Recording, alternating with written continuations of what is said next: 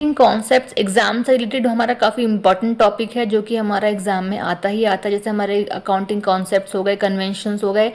हमारा 80 to 90% जो हमारा टॉपिक है अकाउंटिंग कॉन्सेप्ट्स एंड कन्वेंशंस दोनों हमेशा कंबाइन करके ही एक क्वेश्चन में पुटअप किया जाता है।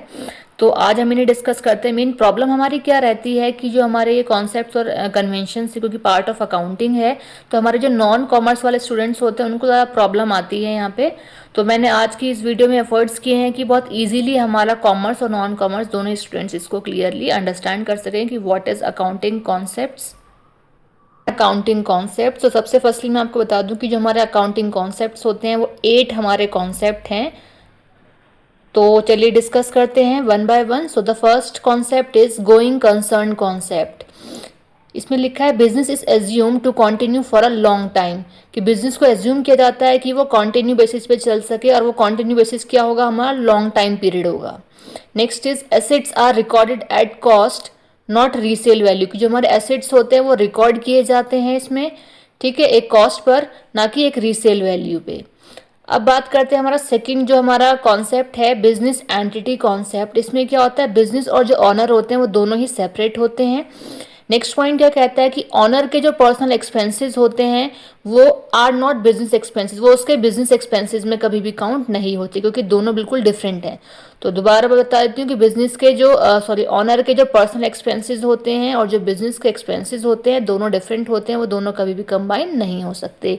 नेक्स्ट पॉइंट जो है हमारा, next concept third, money measurement concept. इसमें लिखा है only transactions that can be measured in money are recorded, कि जो हमारी ट्रांजेक्शन्स होती हैं वो मनी की फॉर्म में ही रिकॉर्डेड होती हैं या मेजर्ड की जाती हैं मनी की फॉर्म में ही। Next point is employ honesty is not recorded, कि जो एम्प्लॉय की ऑनेस्टी होती है वो कभी भी इसमें रिकॉर्ड नहीं की जाती, बट एम्प्लॉयज़ की जो सैलरी होती है वो इसमें रिकॉर्ड की जाती है। Now the fourth point is, और the fourth concept is cost concept. अब कॉस्ट कॉन्सेप्ट में क्या होता है कि जो एसेट्स होती हैं वो रिकॉर्ड की जाती हैं परचेज प्राइस के बेसिस पे, ना कि मार्केट प्राइस के बेसिस पे। Fifth concept is dual aspect concept. इसमें क्या है, every transaction has two effects, जितनी भी ट्रांजेक्शन्स होते हैं उनके दो इफेक्ट्स होते हैं, एक तो डेबिट में और एक क्रेडिट में। नेक्स्ट पॉइंट क्या कहता है कि एसेट्स हमारा किस चीज़ के इक्वल होता है, लायबिलिटीज प्लस हमारे जो कैपिटल होते हैं उन दोनों का कॉम्बिनेशन ही हमारा यहाँ पे एसेट्स होता है। सिक्स्थ पॉइंट और the sixth concept is accrual concept. इसमें क्या है कि जो हमारे इनकम और एक्सपेंसेस होते हैं वो रिकॉर्ड किए जाते हैं, ठीक है। ज़रूरी नहीं है कि वो कैश की फॉर्म में ही रिसीवर पे किए जाएंगे तभी रिकॉर्ड किए जाएंगे, हर एक कंडीशन में हमारी कंपनी के इनकम और एक्सपेंसेस दोनों को रिकॉर्ड किया जाता है एक्रूवल कॉन्सेप्ट के बेसिस पे।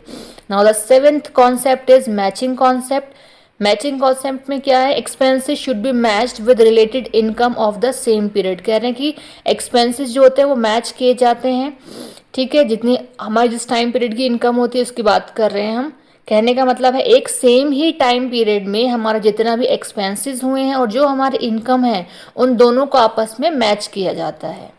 Now the last concept is accounting period concept. अब इसमें क्या है, business life is divided into small time period, कि जो हमारा बिजनेस की लाइफ होती है उसे डिवाइड करते हैं हम स्मॉल टाइम पीरियड्स में, और जो स्मॉल टाइम पीरियड्स होते हैं वो पूरा बताया कि क्या होता है, ईयरली बेसिस पे भी हो सकता है, क्वार्टरली पे भी हो सकता है और मंथली बेसिस पे भी हो सकता है।